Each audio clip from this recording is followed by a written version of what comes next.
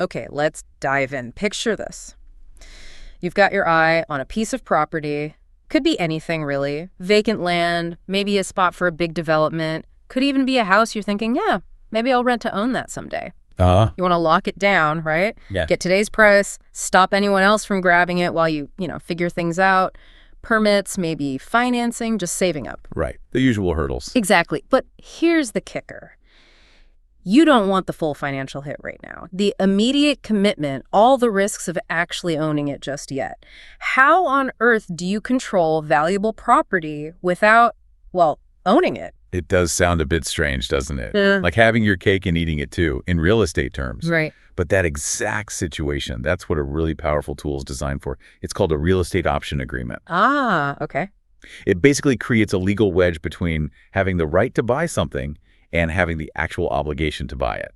That's what really grabbed me when I was looking through this material. We've got a whole stack of sources here today, kind of pulling back the curtain on these agreements. Yeah, they explain what they are, how they actually work in the real world, who's using them, and maybe most importantly, why they're such a big deal in certain U.S. real estate deals. So we're going to pull out the key facts, the essential insights from all this material, just to give you a really clear picture. Think of this deep dive as like a shortcut.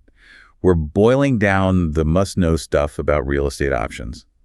We'll hit the benefits, sure, but also the risks. Walk through some real-life examples. Right. The aim is for you to leave with a solid feel for what these are and why they're, more than just some simple placeholder agreement. They're strategic. So consider this your focused look into a pretty fascinating corner of real estate finance. It offers some unique flexibility, some real control, and everything we talk about today comes straight from the sources you sent over. Let's just jump right in, the basics. Let's do it. All right, first things first, foundational question. What is a real estate option agreement at its core? Okay, simplest terms, it's a contract, but a very specific kind of contract. Right. It's where a property owner, the seller, gives someone else, the potential buyer, often called the optionee, the right, but crucially, not the obligation. Right, not the obligation. To buy their property Yeah. at a specific price Yeah. and within a specific time window. Now, the key thing, what makes it different from just making an offer, is that once the seller signs this option agreement, they are legally stuck. Stuck how? They can't just change their mind and revoke the offer. Yeah. And they absolutely cannot sell that property to anyone else while that option period is active. They're locked in, basically waiting for the buyer to decide. Wow, okay, so the power balance is different. Seller's committed, buyer isn't.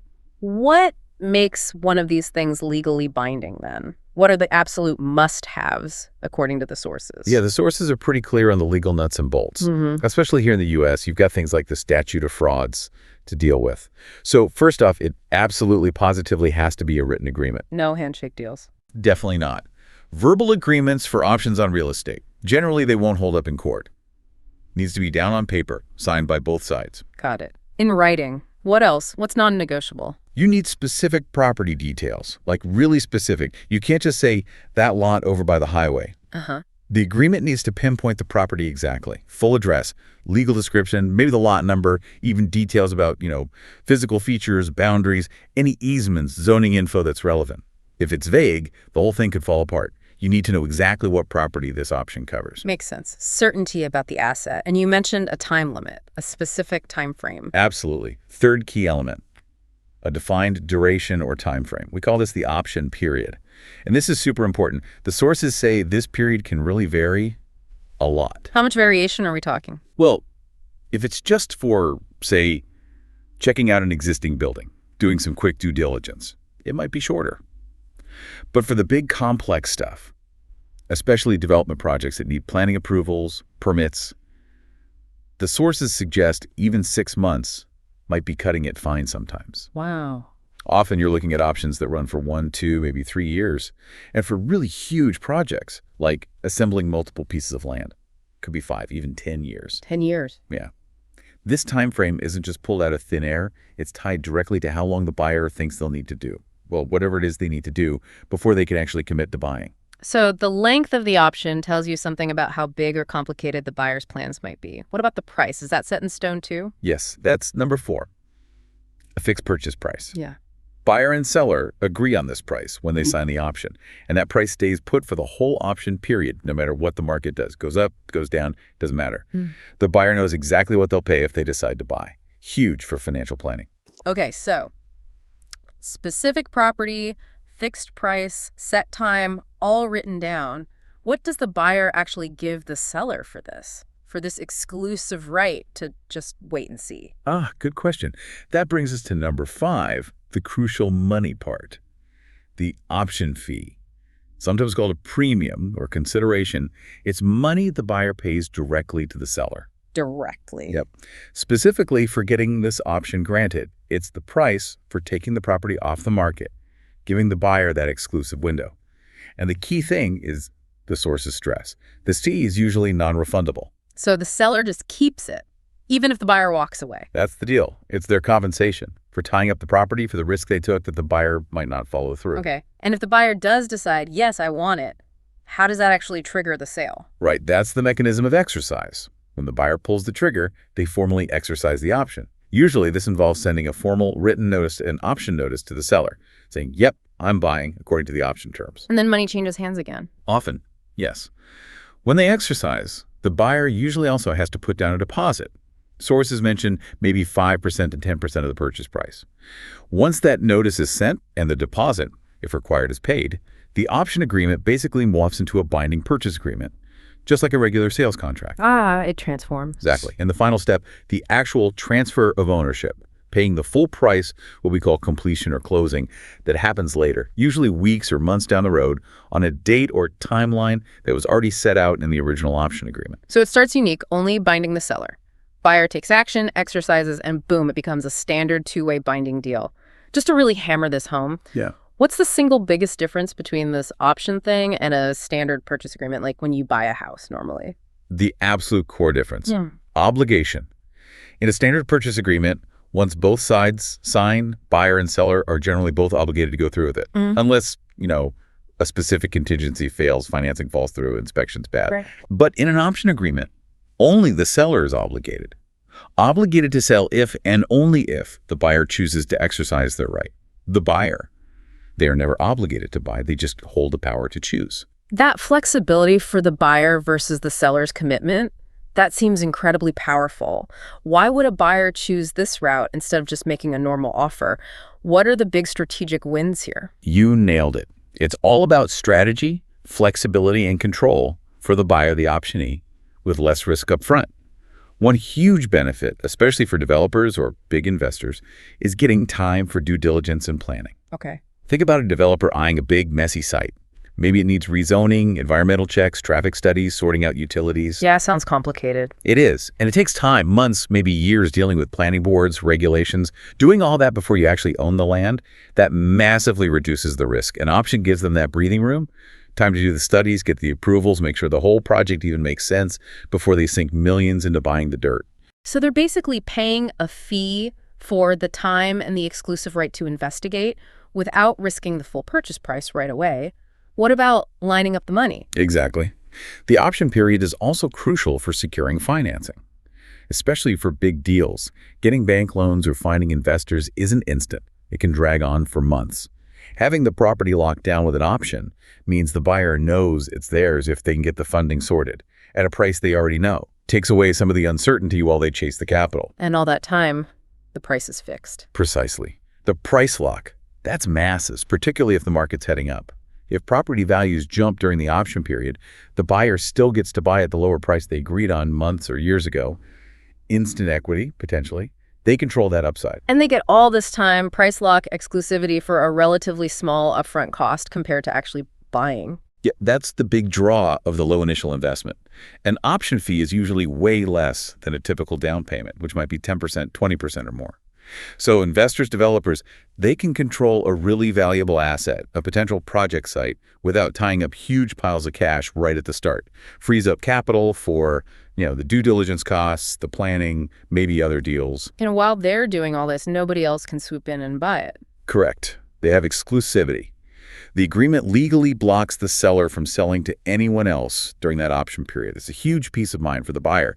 They know all the time and money they're spending on investigating won't be wasted because some other buyer showed up with a slightly better offer. Okay, it sounds amazing for the buyer. Time, flexibility, price protection, control, low initial cost.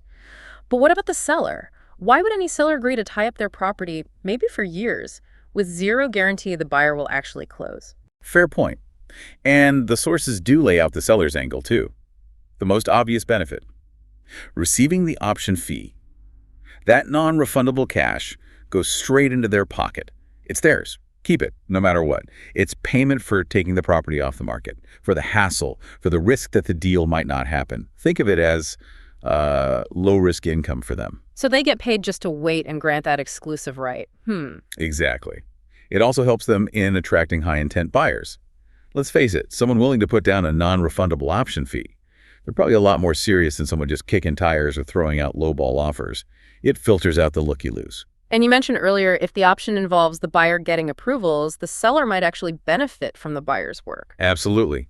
Big time in development scenarios. Yeah. There's potential profit from enhanced value. Say the option requires the buyer to get planning permission. If the buyer succeeds, that land is suddenly worth a lot more because it's ready to be built on. Right, it's entitled. Precisely. The seller, the landowner, can potentially capture some of that increased value, maybe through a higher purchase price, built into the option without having to go through the headache and expense of the planning process themselves. So the developer shoulders the risk and cost of planning, and the landowner gets a potential upside if they pull it off. Interesting. Yep. And finally, just offering an option can make the property more attractive. Create a competitive sale package. For certain types of properties, complex ones needing work, ones mainly appealing to developers who need that flexibility, offering an option might be the thing that seals the deal. It caters to a specific buyer pool. Those are really compelling reasons on both sides. Let's make this more concrete. Can we look at some real-world applications, some examples from the sources?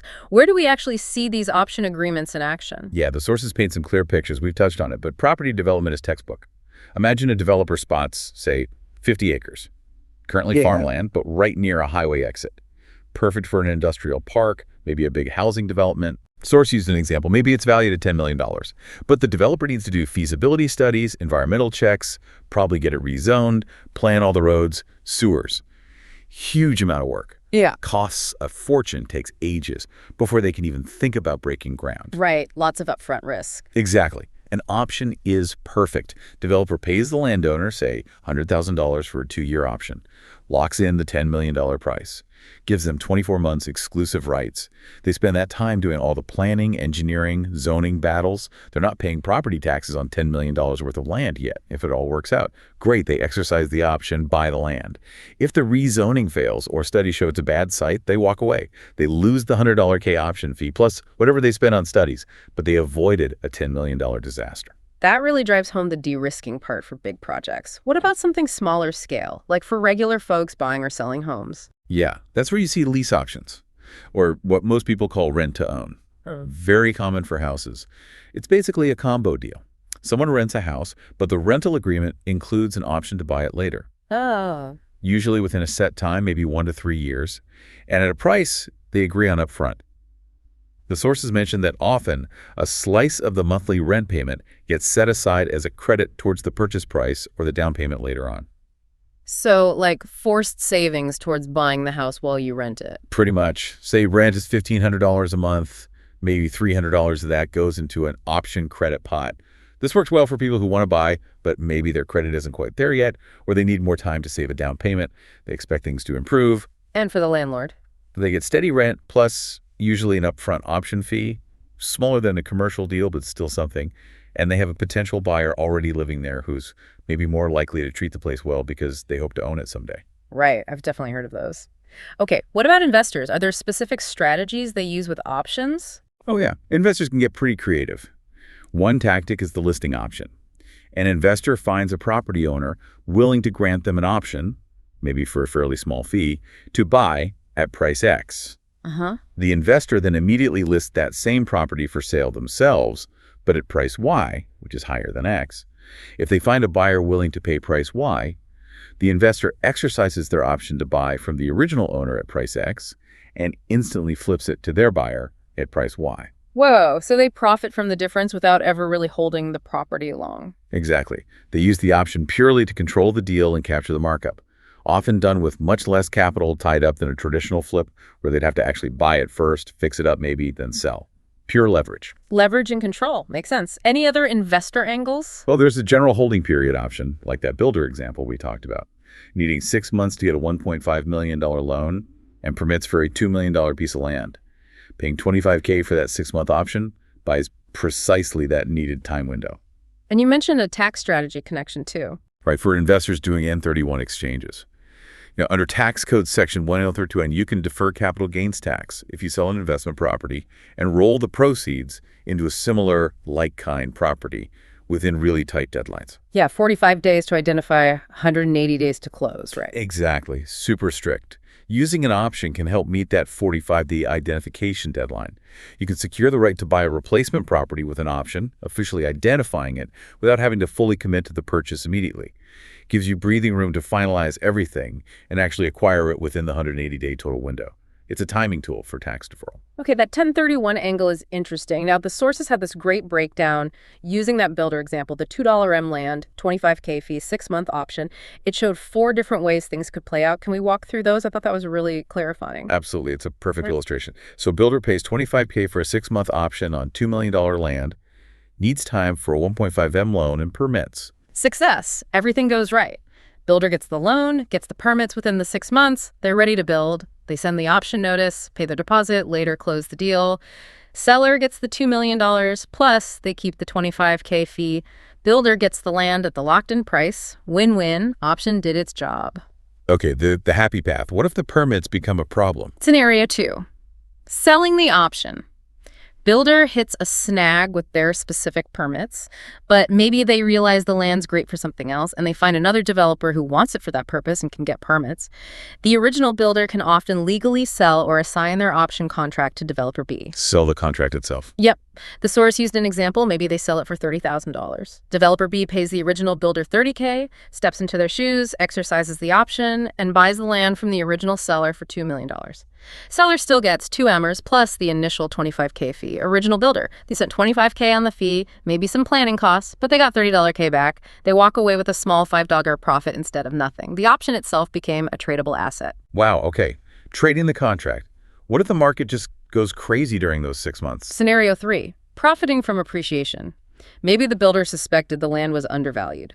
During the 6 months, let's say the market value of that $2 in land jumps to $2.02. The builder, holding the option at $2 M's, exercises it, buys it for $2, then they can immediately flip it on the open market for $2.02. Nice. Seller still gets their $2 plus $25K fee. The builder, they paid $25K to control a $2 asset, captured a $200,000 increase in value, netting a $175,000 profit. Shows the speculative power, using a small fee to control potential big gains. That really highlights the leverage potential. Okay, what's the last scenario? The downside case. Scenario 4. Option expires worthless. The builder tries everything, can't get the loan, can't get permits, can't find anyone to sell the option to. The 6 months run out. Builder does nothing. The option just expires. So what happens? Builder loses the $25,000 option fee they paid. That's gone. But, and this is the key protection, they only lost $25K. They avoided being forced to buy a $2 million property they couldn't use or afford. The seller. They keep the $25K fee as compensation, and now they're free to put the property back on the market. Here, the option worked as intended, limiting the buyer's loss on a potentially bad investment. Those 4 outcomes really cover the spectrum. Success, trade the option, market profit, limit of loss, shows the flexibility and the risk management. The material also mentioned a real-world case, One Liberty Properties, that acted like an option, even if not strictly called one. Yeah, that was a good example from Investopedia about One Liberty Properties back in 2023. They're a REIT, a real estate investment trust. They agreed to buy a big industrial building near Omaha. Huge deal, $33 million. Okay. Now, the contract details might have been complex, but the practical effect was like a long option. They managed to push the final closing date way out to September 2024. Why delay it so long? What did that give them? Gave them crucial time, about 16 months from the announcement. Time to do really deep due diligence on this big, complex building. Not just kicking the tires. They needed to check the physical condition thoroughly, pore over all the tenant leases, especially understanding the details of an investment-grade tenant, which really impacts value and financing, make sure all the numbers worked. So just like the developer needing time for permits, One Liberty needed time to verify everything about this huge asset before committing $33 million. Exactly. And critically, that long timeline gave them space to arrange the massive financing needed. The source said they lined up $18.4 million in mortgage debt at just over 6% interest. It shows that core strategic benefit we see in options. You secure control of the asset, lock in the price, but you have the time you need to finalize the really complex stuff, the deep dive diligence, the financing, the legal checks before you absolutely have to close the deal, made sure they could actually fund it and that it met all their investment criteria. That real-world example makes it super clear how these ideas play out in big corporate deals too. Yeah. Okay, let's switch gears slightly. Back to the money. We keep talking about the option fee. You mentioned it's different from earnest money, but maybe we should dig into that distinction again. They can sound similar if you're not in real estate daily. Yeah, it's a super important difference, and the sources really hammer this home. Let's clearly separate option fee versus earnest money. Okay. The option fee, like we said, buyer pays it directly to the seller. It's payment only for getting that exclusive right to buy later without the obligation. Purpose: compensate the seller for granting the right, taking the property off the market, amount varies, and key point, almost always non-refundable. Seller keeps it, period. Got it. Option fee, non-refundable payment for the right to choose, paid to seller. Perfect. Now, earnest money, also called a good faith deposit. This is different. Buyer pays this as part of a standard purchase agreement. Why? To show they're serious, they intend to complete the purchase according to the contract terms. Okay, shows commitment. Right. And unlike the option fee, earnest money usually isn't given straight to the seller right away. It's typically held by a neutral third party, a title company, maybe a lawyer, a broker, in an escrow account. Held by someone neutral, not the seller. Correct. Its job is to show good faith. And the amount is usually less than an option fee might be for the same property, maybe 1% to 3% of the price in typical home sales. And what happens to the earnest money? Is it non-refundable too? Here's the other big difference. Outcome. If the sale goes through smoothly, the earnest money usually gets credited back to the buyer at closing, applied to their down payment or closing costs. Okay. However, if the deal falls apart because a contingency in the contract fails, buyer couldn't get the loan, inspection revealed huge problems, title issues, the buyer typically gets their earnest money back. It's refundable under those specific conditions. So if they back out using a valid reason from the contract, they get it refunded. Usually, yes, but if the buyer just gets cold feet and backs out without a valid contingency reason, they're likely breaching the contract. In that case, they often forfeit the earnest money. The seller gets to keep it as compensation for the failed deal. Okay. So, earnest money. Deposit showing commitment, held in escrow, refundable if contingencies fail, forfeitable if buyer breaches without cause. Option fee. Non-refundable payment for the right to buy, paid to seller, always kept by seller if option isn't exercised. Totally different roles, different results. Exactly. One pays for flexibility, option fee. The other shows commitment to perform, earnest money, with conditions. That really clears it up. Now, the basic idea, not obligation, seems simple enough, but the sources went into some pretty deep weeds on complexities. Legal stuff, tax stuff. This sounds like where these agreements can get really tricky, maybe even expensive if you're not careful. You hit the nail on the head. The simple concept hides some serious potential traps, especially around the legal and tax side, specifically when you try to change or extend an option agreement later on. We covered the basic legal requirements already. Got to be written, specific property, clear time frame, and that option fee is the consideration that makes it legally binding on the seller. Without that fee, it's just an offer they could probably take back. The fee locks them in. And we talked about maybe selling the option itself, the assignability. Right. Unless the contract specifically says you can't, option contracts themselves can usually be sold or assigned. A new buyer can just step into the original buyer's position, different from a standard offer, which you usually can't just hand off to someone else. The sources also mentioned a connection to unilateral contracts in U.S. law. Basically, courts recognize that when someone starts doing their part of a deal, like paying the option fee, it creates a kind of implied option, stopping the other party, the seller, from unfairly yanking the rug out. Reinforces why the seller is bound once they take the fee. Interesting legal backdrop. But the part the sources really flagged as complex and potentially costly. That seemed to be the tax implications of extending or modifying an option. This is where things can go sideways, right? Right. Oh, absolutely. This is where you really need good legal and tax advice. It gets very thorny. The core issue is this. You have an option agreement. Later, you and the seller agree to change something. Extend the deadline, maybe tweak the price, alter some condition. The big question for the IRS and the courts is, was that just a continuation of the original option, or did that modification effectively kill the old option and create a brand new one? And why does that distinction, continuation versus new agreement, matter so much for taxes? What's the big deal? Huge deal. Because if it's treated as a new agreement, the tax code considers the original option to have lapsed or expired right then at the moment you made the change.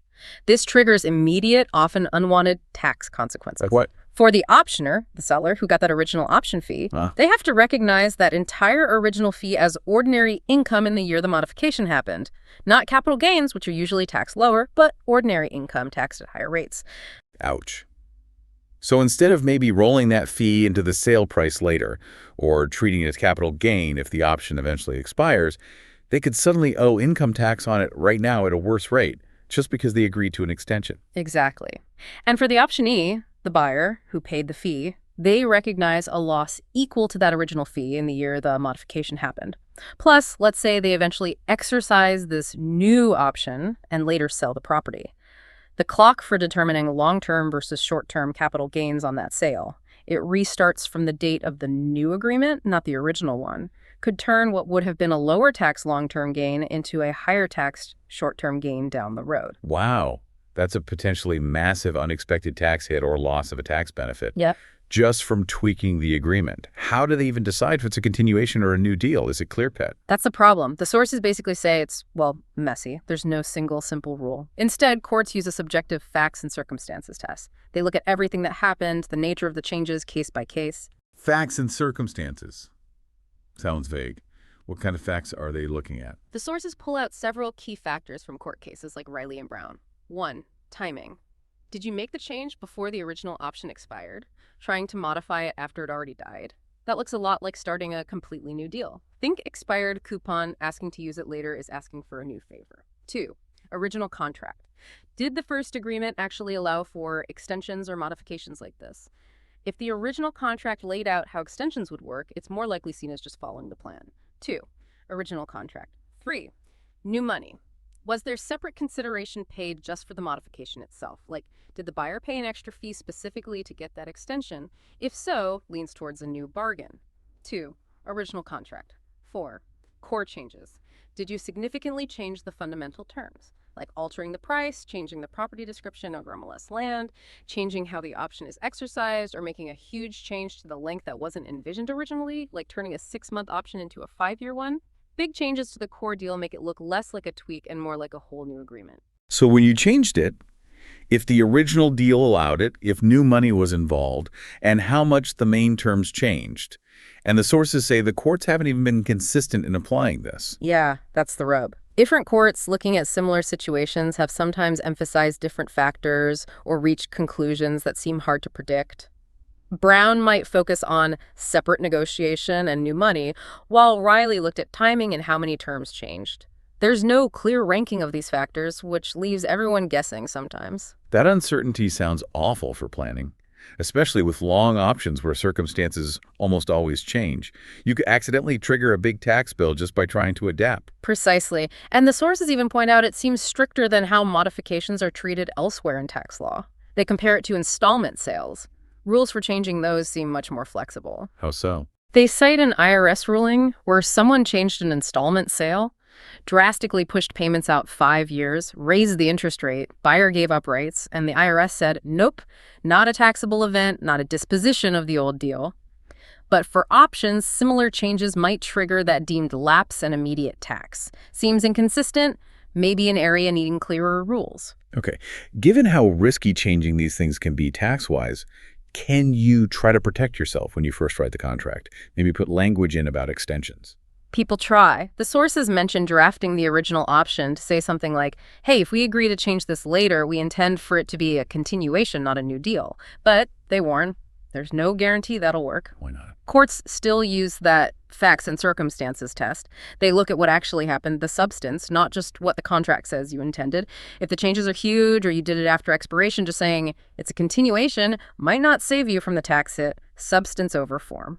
And is there a risk if you make the extension language too broad or vague in the original contract? Yeah, potentially. If it's too vague, like extensions granted easily, it could make the option period itself legally uncertain. Options need clear time limits. Plus, depending on the state, there might be implied duties of good faith, meaning a seller couldn't unreasonably deny an extension if the language was too open-ended, leading to more disputes. It's a tough balancing act, needs really careful drafting. Man, okay. So modifying options is complex, uncertain tax-wise, and even planning for it up front is hard. Any other practical hurdles mentioned? Couple others. One is just the lack of public information.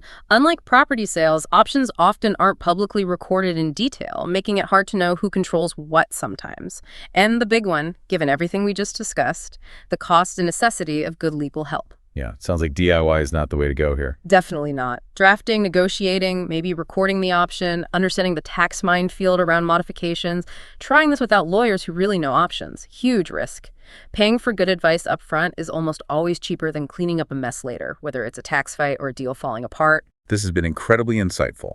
Something that seems straightforward, pay for the right to buy later, clearly has a ton of layers, especially that legal and tax stuff around changes. Absolutely. So, wrapping up this deep dive, the big takeaway is that real estate option agreements, they're not simple forms, they're sophisticated tools, powerful legal and financial instruments. Right. They let you control property without taking on the full immediate burden of owning it. For the buyer or developer, it's about buying time. Time for diligence, permits, financing, market timing, locking in a price, getting exclusivity, all with less cash down upfront via the option fee. And for the seller, they get paid that non-refundable fee for tying up their property, and they attract buyers who are serious and need that flexibility. But as we saw, there are risks. Buyer can lose the fee and planning costs. Seller's property is tied up, no guaranteed sale. And those legal and tax complexities, especially around modifications and extensions, are real minefields because of those subjective court tests and potential tax surprises. Which circles back to that crucial point from the sources. Given all these nuances, especially the facts and circumstances, tax tests for modifications, getting experienced legal help isn't just a good idea. It seems essential. Absolutely critical. Structuring it right from the start, maybe trying to anticipate extension needs carefully in the drafting, knowing the limits, that's key to making these work and avoiding costly mistakes. It really is. Makes you think, doesn't it? Yeah, it does. If controlling property without owning it is so common through options, what does that really say about ownership versus control in real estate today? Could these agreements be shaping development patterns or even housing access more than we realize? Or thinking about those tax rules. How much pressure does that risk of triggering a huge tax bill put on people when inevitably life happens and they need to change the terms of a long-term option deal? How does that influence negotiations? Those are exactly the kinds of deeper questions this raises. Fascinating stuff. Definitely food for thought. Well, thank you for joining us on this deep dive into real estate option agreements. We really hope digging into how they work, why they're used, the risks, and especially those complexities gives you a new lens for looking at property deals and investment strategy. Keep exploring, keep questioning. We'll see you next time.